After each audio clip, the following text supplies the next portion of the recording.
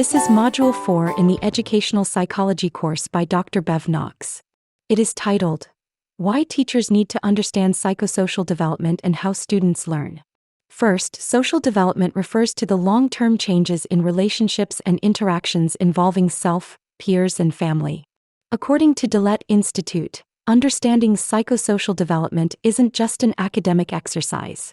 For teachers working with elementary school children, this knowledge becomes a powerful tool that transforms how they approach their classrooms, respond to challenging behaviors, and create environments where every child can flourish.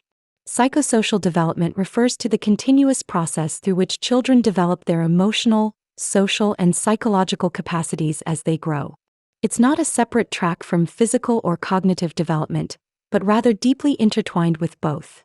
When a child learns to control their emotions during a disagreement with a friend, they're exercising both cognitive skills and social awareness. When they develop confidence in their abilities, it affects how they approach learning challenges in the classroom. Understanding the development of your students helps you become a stronger educator, because you can identify specific strategies and ways to help your students that are developmentally appropriate. Now the question is, how do students learn? According to the Center for Educational Effectiveness and UC Davis, effective teaching meets the learning needs of each individual student. As instructors, we aim to help all of our students learn and succeed.